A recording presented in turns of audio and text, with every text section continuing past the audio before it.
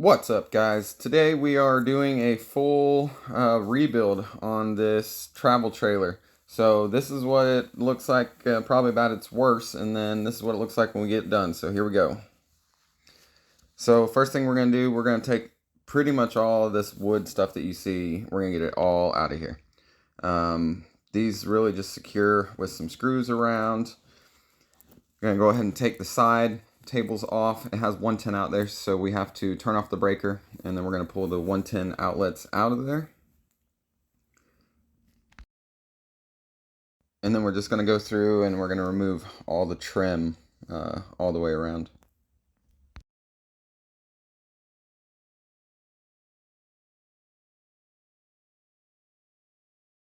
Got to get this heater vent out of the way.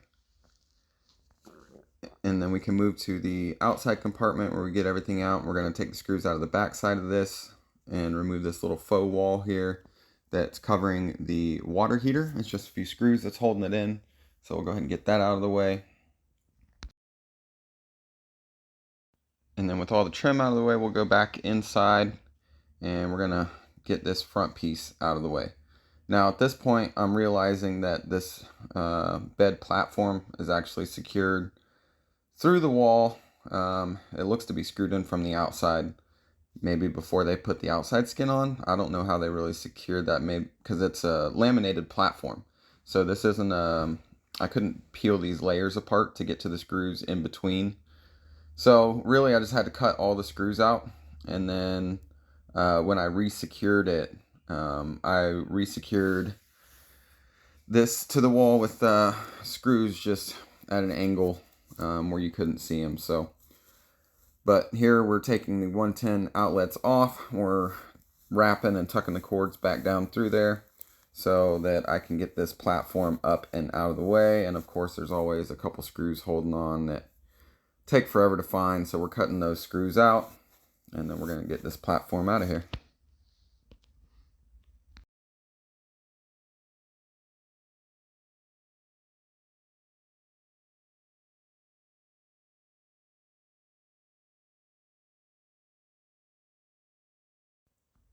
Now with the platform out of the way, we're just going to go ahead and pop these lights off of here and start removing these cabinets. Now the cabinets are just secured with some screws around the outside. To get the bottom part of the cabinet off, you actually have to remove either the top or the bottom Luan panel, and there's screws that's in between that. So as you can see here though, these cabinets are just falling apart on this one. So I'm actually going to have to rebuild this entire cabinet portion.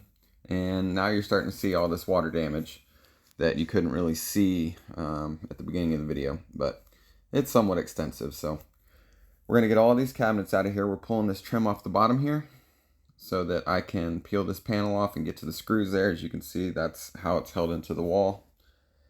And we're going to go ahead and get the top screws and then move that out of the way. And here you can see I'm trying to assess what the extent of the damage is to the ceiling. And it's actually, it doesn't run back into the ceiling, which I'm thankful for. So we were able to just overlay the wall panel just a little bit longer to cover that ceiling spot. And that worked out pretty well. But here I'm cutting off all the wet wall panels. So this is a laminated wall. So it's essentially just Luan glued to styrofoam. So it's a real annoying bear to get all the old Luan off, but you really need to get it off in order to get the new panel to stick onto it properly. So there's no better way to do it than to just get a multi-tool with a very wide flat blade and just very slowly cut it off. Now you don't want to chunk into the styrofoam, so that's why I use this really flat blade.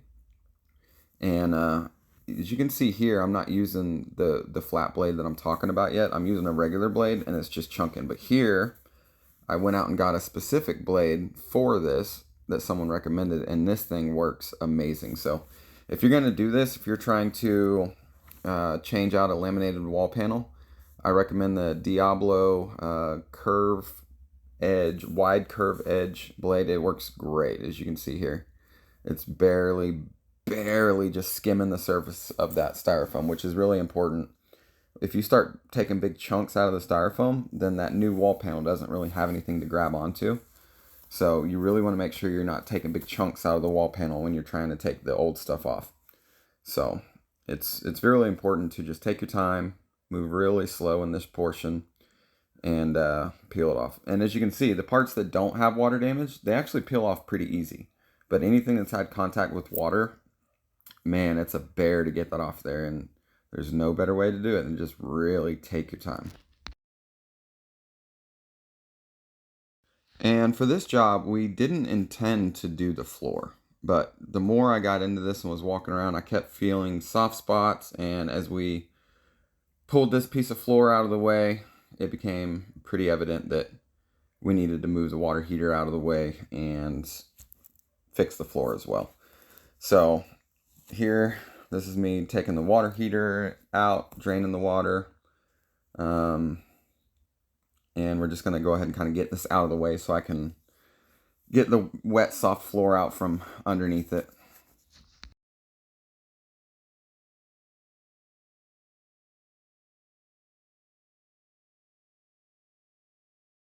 And this is the same kind of floor as the walls, so it's a laminated floor. So essentially this decking here is just glued to styrofoam, and there's not a whole lot of floor trusses that, or floor beams that run the width of the coach.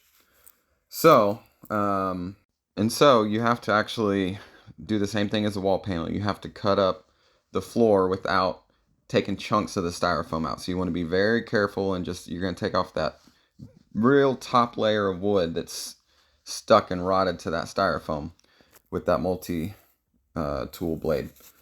And here I'm just kind of making a straight line to make my cut for where I'm going to stop this replacement. And since this is going to be in a compartment, we're not going to do the same kind of repair that we would do for, say an area of the floor where you would walk on regularly. Since it's in a compartment, we can get away with not adding a lot of structure to the floor, which is what I would normally do. I'm going to add some structure in the corner here to kind of join the two pieces of plywood together. But there's an aluminum stringer directly to my right in this video, and then also at the left wall.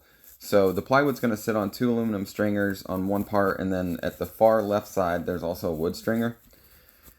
So it has some support already. Normally I would add additional support, but given that it's in a compartment and it's not going to have people walking on it regularly, it's not really necessary. And this customer's budget really kind of restricted us. He didn't have it in his budget to fix the floor, and so I just really didn't feel comfortable leaving it. And so I more or less kind of fixed the floor portion for him for free. It was a little bit additional, but not near as much as I should have charged. So I'm just kind of more or less adding a patch for him to get all this wet, soft floor out of here. Because otherwise, I feel like it's just going to wick up into the wall panels anyway, and we're going to have the same problem again. So I wanted to get all this wet, soft wood out of here, put a nice dry piece down, and again, since it's in the compartment, it doesn't need a whole lot of additional reinforcement. I'm just going to more or less laminate a new subfloor panel right on top of this styrofoam.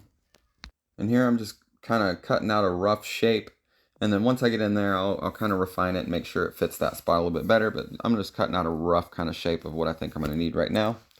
And then we're going to bring it in here and kind of see if it fits and see where I need to trim it to make it fit perfectly. And we're pretty close. We'll make a couple trims here, and then it'll just fit right down in there. And we're going to cut out the holes for the plumbing to pass through, cut out the holes for any of the accessories to pass through this panel, and then we're going to glue it down. Now actually I used, this is my first time using it for this purpose, but it actually worked out really well. And that is Great Stuff Spray Foam Construction Adhesive. I've never used it before, and I did a test piece on some styrofoam and a piece of wood, and it really glued them together really well. It seemed like it was just as good as the original Bond. So that's what I decided to go with on this project. Now I'll keep you guys updated if we have some kind of catastrophic failure in the future, but it seems to work really, really well. So I'll probably use this again in the future, and you can get that at Lowe's, Home Depot, any of the hardware stores, and it works really great. And there you can see me kind of tacking in the corners of this panel, and I'm going around with that Great Stuff construction adhesive and spraying it on top of the foam and spraying it in between the plywood layers, so it kind of glues them to the existing plywood. And as you can see, I'm already crawling and walking around on it. This is the next day, and yeah, that stuff is really, really strong. It works great. And at this point, I'm just setting the water heater back in its spot, and then we're gonna get this place cleaned up and start putting stuff back together. Now, taking the trim ring off of this window. Now, anytime you do take the trim ring off the window, it's recommended that you take the window out and put new butyl on it, which I do later on. We didn't actually get that film part on camera because we had some rain coming. I didn't want to leave the window out overnight, so I just kind of left it sitting like this until we were ready to put the new panel on and secure it. So anytime you take the trim rings off the windows, we do recommend that you put new butyl on and reseal the window, just to make sure that you have a good seal on it. And then we just gave a panel a rough cut, rough height. We're gonna bring it in here, make sure that it kind of fits. And I've got some obstacles. I'm gonna make little cutouts for them so I can slide this panel in, and I'm just giving a real rough cut here to kind of get the shape. Now, this customer wanted to save as much money as possible without going into their whole financial situation. Let's just say that I charged them about a third of what this job probably should be. Just kind of help them out. They were in a rough spot, needing to move out of their house and live in this camper full time. So, given that, I used some panels that I had laying around. They're going to paint everything white anyway, so it didn't need to match. And we're just really kind of roughing it out here, trying to get this job done for them as cheap as possible. So please excuse the fact that they don't match, but everything will once the customer paints it to whatever color they want. And we're putting the window thing back in here to kind of hold it in place. And like I said, we do actually take that window out and put new butyl on it later on, but I did not have my camera set up for that. So, and here I'm getting to a point where we're about ready to put the wall panels back on. So I'm going to taking off this last cabinet here, and we're going to get the rest of this wall panel out of the way, and then we will be ready to put the new wall panels up. And as I'm watching this, it's reminding me, there's a million ways to skin a cat. The real way to do this, the proper way to do this, would be to take the entire front cap off, because these wall panels are set on top of these walls. So as you can see, I'm cutting this wall panel off, but there's still wall panel left over that's in between the framing and the right-hand side wall. So the proper way to do this would be to take this entire aluminum framed front cap off, put wall panels on that, and then re-secure it back on. But our customer's budget did not have that availability to do all that. So this is a way that you can do it. This is a way that a lot of people would do it. But while I'm showing you this, I want to go ahead and bring it up that the proper way to do this would be to remove this entire thing, but it's also going to put your budget somewhere in the $10,000 to $15,000 range. So I did this for less than $3,500 to help this guy out. So is it the quote unquote proper way? No. Is it going to give you a great result in the end? Absolutely. And also I want to mention, the customer added that insulation in there himself overnight while he just had some extra time on his hands. I didn't actually install that, but I would recommend this for anyone. If you have this front panel off at any point, definitely insulate that front cap better, because if you look at the beginning of the video, there's absolutely no insulation in there, and he made the remark that this room was always very, very hot. So that insulation there, the moment that I walked in, the temperature difference in there from the previous day was night and day. So it makes a huge difference, and I would recommend anybody do that. And as you've seen there, I just put that first wall panel up. We used that same Great Stuff construction adhesive to glue that panel to those aluminum trusses. I just ran that construction adhesive up and down each one of those aluminum trusses and secured that wall panel up. And then here we are just getting everything cleaned up, getting ready to start putting stuff back in. And to glue the floor down, I just use regular spray contact adhesive 3M. On this piece, on the other parts, I didn't worry about using any because it's going to be held down by the bed platform. So I'm just trimming it up here, making sure that it's going to fit. And some of you are going to mention the water damage on the right-hand side of the unit, but again, wasn't in the budget to mess with, and it was solid. It wasn't soft at all. It just looks like maybe some water had sat there at some point in the past, but it wasn't soft or anything like that. So we just decided to leave it and put the floor right back down on top of it, and you would never know it was there. We didn't know it was there until we pulled the linoleum up. So wasn't anything worth messing with at this time, especially given our budget constraints. So. And here I am just marking where the trusses are. I'm just using a little poker to poke and feel where the aluminum trusses are so I can make sure that I'm not, going to put my holes for my lights where there's aluminum running across. And then I'm measuring and just make sure that I'm getting it centered. And I'm going to put 2 holes for the lights, and then we're going to run those little wires down there. And then I think we're going to be ready to put the next wall panel in. So again, I'm going to use that Great Stuff construction adhesive, and we're just going to spray it right along each piece of aluminum.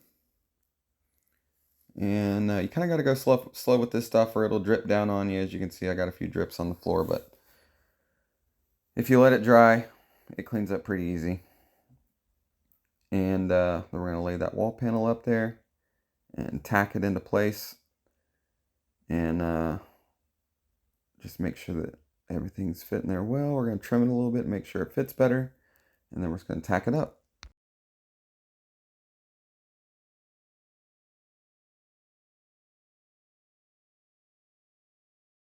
Now, one thing you can do is you can mark on the walls to the left and the right where the aluminum stringers are that run across. Me personally, I kind of just like to feel the wall panel, and you can kind of feel where it's at behind there. I mean, I've just been doing this long enough that I kind of know where they're at, and I can kind of feel them.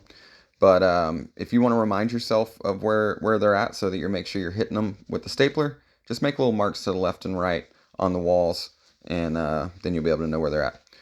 And at this point, we're ready to start putting our cabinets back in place. So everything that we did at the beginning of the video, we're just going to do it in reverse.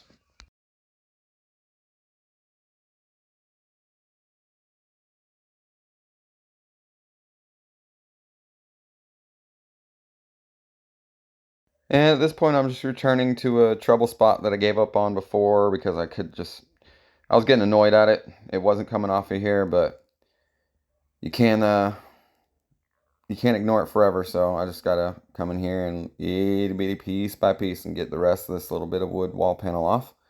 And then once I get this off, I'll be able to laminate the new wall panel pieces on there. And I don't think I mentioned it before, but I'm using Stay Put EPS bonding foam adhesive to relaminate these wall panels on here. And I know I'm going to get remarks about why am I, using a lot of little pieces. Essentially, I had 3 wall panels at home. So, and I just had them already sitting around in my shop. And again, the customer didn't want to spend a lot of money, so we're just using what we got. And so I'm using scraps to just make it work. And once he paints this, you're never going to know it's there anyway. You won't know it unless you're looking for it. So yeah, there's a few more extra seams, but you'll never notice once you paint this thing.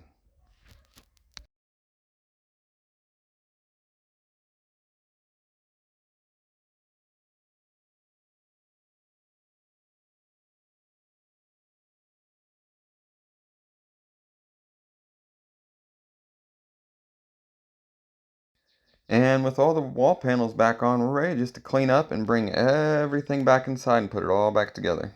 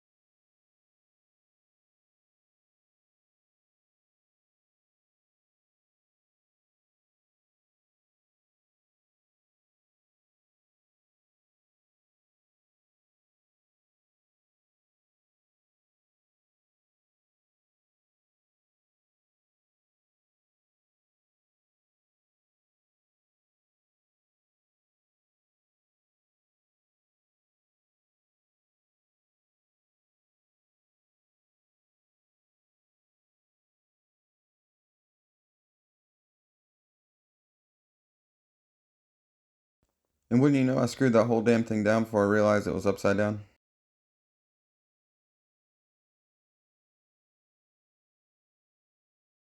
And with the bed put back in place, it's time to put the side tables back in.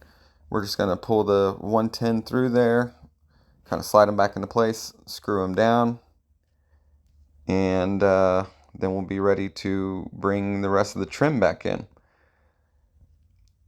Now the trim, I actually wrote on the back of it 1, 2, and 3, starting from the bottom all the way towards the rear, and that helped me keep track of them, whatever system you come up with, but it's important and useful to kind of write on the back of them so that you remember where they go.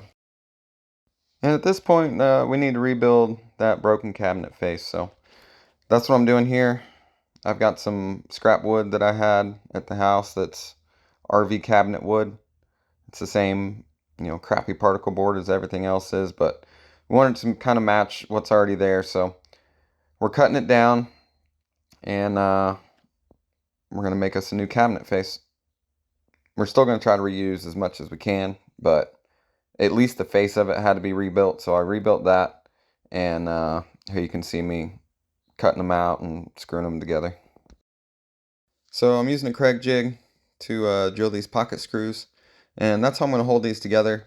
They're actually going to be screwed into other stuff, so you can use the corrugated staples, or you can use pocket screws. I use pocket screws because I didn't bring my air compressor or air gun with me. So just drilling the holes right now, and we'll screw them together, and they're going to be held together by other stuff too, so it doesn't have to be super rigid at this point, just kind of needs to hold the shape together. And with it made, we'll dry fit the door, make sure it fits, and then we'll take off the rotted pieces off of the side panel and replace those really fast. And then once we get those replaced, we will kind of mock it up, make sure everything looks good, and then we'll take it back inside and get it installed.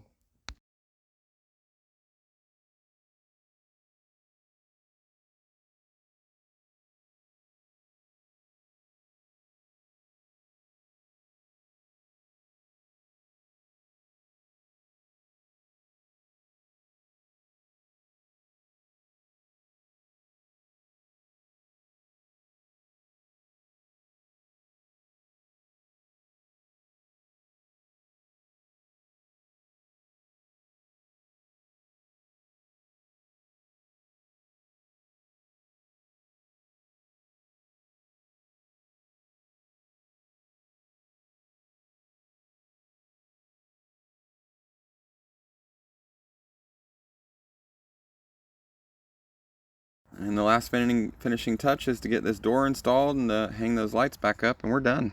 All right, and here we go at the end. So, like I said, they're going to paint the wall panels and the cabinets white. So that's why they're mismatched, but everything came back together pretty good.